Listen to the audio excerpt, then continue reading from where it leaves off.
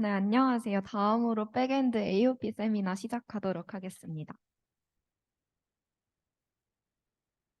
목차는 다음과 같이 진행될 예정입니다. 우선 AOP가 무엇인지를 알아본 후에 스프링 AOP에 대해 알아보도록 하겠습니다. 그리고 마지막에 간단하게 구현 방법 한번 살펴보도록 하겠습니다. AOP란 Aspect Oriented Programming의 약자로 관점 지향 프로그래밍을 의미합니다. 관점 지향이란 어떤 로직을 기준으로 핵심적인 관점 그리고 부가적인 관점으로 나누어서 보고 그 관점을 기준으로 각각을 모듈화하는 것을 의미합니다. 이때 모듈화란 어떤 공통적인 로직이나 기능을 하나의 단위로 묶는 것을 말합니다. 이때 관점이란 부가 기능과 그 적용처를 정의해서 합친 후에 모듈로 만드는 것을 의미합니다. 그리고 일반적으로 저희가 이 관점을 핵심적인 관점과 부가적인 관점으로 나눌 수가 있는데요. 핵심적인 관점이란 현재 개발 중인 웹에서 적용하려고 하는 핵심 비즈니스 로직을 의미할 수 있습니다. 반면 부가적인 관점이란 핵심 로직을 실행하기 위한 데이터베이스 연결, 로깅, 파일 입출력 등을 예로 들 수 있습니다.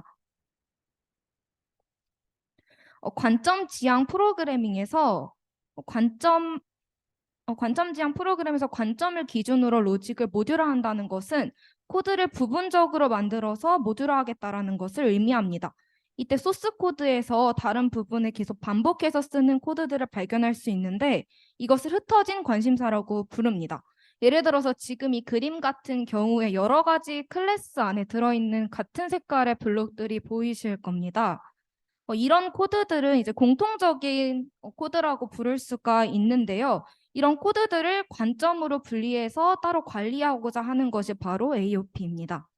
이 관점은 밑에 있는 이 에스펙트랑 똑같은 용어라는 점 참고해 주시면 더 좋을 것 같습니다. 예를 들어서 이런 형태로 소스 코드가 실제로 작성되어 있을 수 있습니다. 애드라는 하나의 로직 안에 공통 기능과 핵심 기능이 함께 들어 있습니다.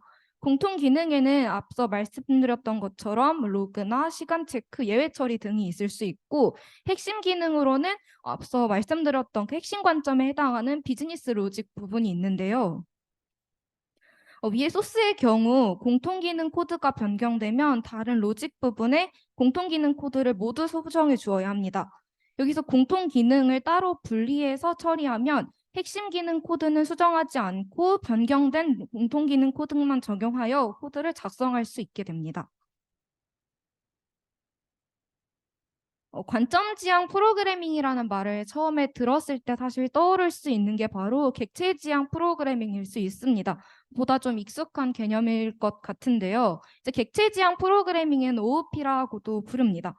관점 지향 프로그래밍이 객체 지향 프로그래밍과 상반되는 개념이라고는 말할 수가 없고요. 객체 지향 프로그래밍을 보완하기 위해 쓰인다고 볼 수 있습니다. 기존 객체 지향 프로그래밍은 목적에 따라 클래스를 만들고 객체를 만듭니다. 핵심 비즈니스 로직이나 부가 기능 로직이나 모두 하나의 객체로 분리하게 되고 따라서 이 기능들을 어떻게 나눴을지에 대한 정의가 부족하다라는 단점을 가지고 있습니다. 관점 지향 프로그래밍은 핵심 비즈니스 로직의 코드와 로깅, 보안, 트랜잭션 등의 추가 기능 로직 코드를 분리해서 코드의 간결성을 높이고 변경의 유연함과 무한한 확장이 가능하도록 합니다. 이 그림을 보시면 조금 더 이해가 쉬우실 것 같은데요. 기존의 객체 지향 프로그래밍을 관점 지향 프로그램으로 보완하여 더 발전한 객체 지향 프로그래밍을 할 수 있다고 말할 수 있습니다. 다음으로 AOP 관련 주요 개념에 대해서 알아보도록 하겠습니다. 에스펙트란 앞서 설명한 흩어진 관심사를 모듈화한 것입니다. 주로 부가 기능이 모듈화됩니다.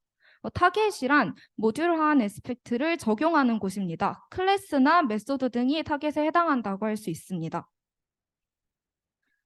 어드바이스란 실질적으로 어떤 일을 해야 할지에 대한 것으로 실질적인 부가 기능을 담은 구현체입니다. 에스펙트를 언제 핵심 코드에 적용할지를 정의합니다. 조인트 포인트란 애플리케이션 실행 흐름에서의 특정 포인트로 클래스 초기화나 예외 발생 등이 있습니다. AOP에서는 어드바이스가 끼어들 수 있는 지점을 말하기도 합니다. 메서드 진입 지점, 그 생성자 호출 시점, 필드에서의 값을 꺼낼 때 등 다양한 시점에 적용할 수 있습니다. 포인트 컷은 조인트 포인트의 상세한 스펙을 정의한 것입니다. 더 구체적으로 어드바이스가 실행될 지점을 정할 수 있습니다. 다음으로 스프링 AOP에 대해 알아보겠습니다. 스프링에서 제공하는 스프링 AOP는 프록시 기반의 AOP 구현체입니다. 프록시 객체를 사용하는 것은 접근 제어 및 부가 기능을 추가하기 위해서입니다. 또 스프링 AOP는 스프링 빈에만 적용할 수 있다는 특징을 가지고 있습니다. 모든 AOP 기능을 제공하는 목적이 아닌 중복 코드, 프록시 클래스 작성의 번거로움 등 흔한 문제를 해결하기 위한 솔루션을 제공하는 것이 바로 스프링 AOP의 목적입니다. 스프링 AOP는 순수 자바로 구현하기 때문에 특별한 컴파일 과정이 필요하지 않습니다. 여기서 이 사진과 함께 프록시 패턴에 대해서 잠시 설명드리도록 하겠습니다.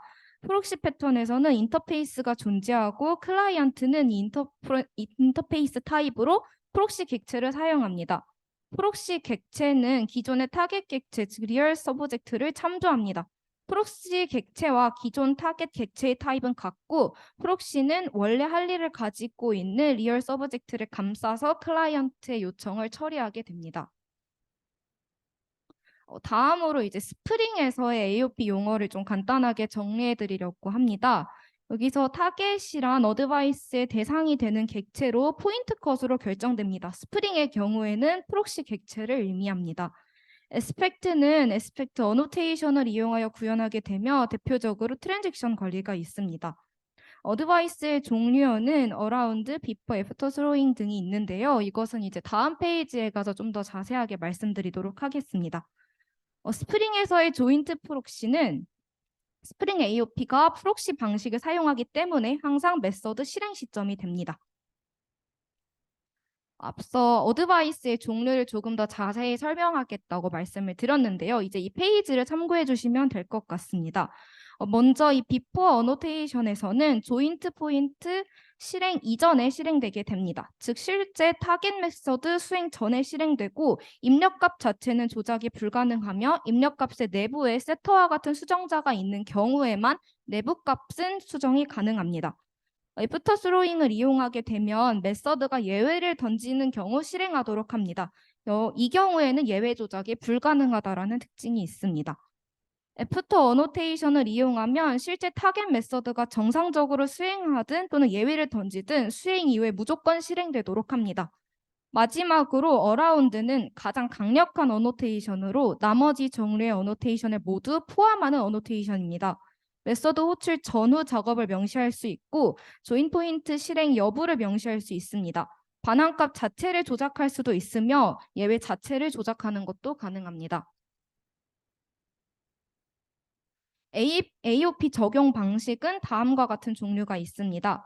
우선 컴파일 시점 적용은 자바 파일을 컴파일러를 통해 클래스를 만드는 시점에 부가기능 로직을 추가하는 방식입니다. 모든 지점에 적용이 가능하며 특별한 컴파일러가 필요하다는 점과 보다 복잡하다는 단점이 있습니다. 위빙이라고도 불리는 방식입니다. 클래스 로딩 시점 적용은 클래스 파일을 JVM 내부의 클래스 로더에 보관하기 전에 바이트 코드를 조작하여 부가기능 로직을 추가하는 방식입니다. 모든 지점에 적용 가능하고 특별한 옵션과 클래스 로더 조작기를 지정해야 하므로 운영하기 어렵습니다. 런타임 시점 적용은 스프링이 사용하는 방식으로 컴파일러가 끝나고 클래스 로더에 이미 다 올라가 자바가 실행된 다음에 동작하는 런타임 방식입니다. 실제 대상 코드는 그대로 유지되고 프록시를 통해 부가 기능이 적용됩니다. 프록시는 메서드 오버라이딩 개념으로 동작하기 때문에 메서드에만 적용이 가능하고 따라 스프링 빈에만 AOP를 적용할 수 있습니다. 특별한 컴파일러나 복잡한 옵션, 클래스 로더 조작기를 사용하지 않아도 스프링만 있으면 AOP를 적용할 수 있기 때문에 스프링 AOP는 이런 런타임 방식을 사용합니다. 스프링에서 실제로 이 AOP를 구현할 경우에 다음과 같은 의존성을 주입해 주어야 합니다. 이제 이 상단에 있는 게 메이븐 파일을 추가해야 하는 의존성이고 아래에 있는 것이 그레이드를 추가해 주어야 하는 의존성입니다. 그리고 이 AOP를 구현하는 방식은 사실 매우 다양하고 종류도 매우 많은데요. 이런 간단한 예제 한번 보고 의미만 설명드리도록 하겠습니다. 실제로 코드단에서는 다음과 같이 구현을 해볼 수가 있는데요. 앞서 스프링 AOP는 빈에서만 동작한다고 말씀을 드린 적이 있습니다. 이 코드 같은 경우에는 컴포넌트 어노테이션을 통해서 스프링 빈으로 등록해 둔 것을 확인 정도만 하시면 될 것 같고요. 이제 이 컴포넌트 어노테이션 아래에 있는 이 에스펙트 어노테이션을 붙이면 해당 클래스가 에스펙트라는 것을 명시할 수 있습니다. 그리고 이 클래스 안에 들어있는 로그 펄프 메소드는 어라운드 어노테이션의 execution을 통해 어드바이서를 적용할 범위를 지정해 줄 수 있습니다. 지금 여기 나와 있는 코드를 예시로 들자면 com example 밑에 있는 모든 클래스에 적용하고 그리고 이벤트 서비스 밑에 있는 모든 메소드에 적용하라는 의미로 해석할 수 있습니다. 위와 같은 경로 지정 방식이 아니라 특정 어노테이션이 붙은 포인트에 해당 에스펙트를 실행할 수도 있습니다. 다음 이제 발표 들어주셔서 감사합니다.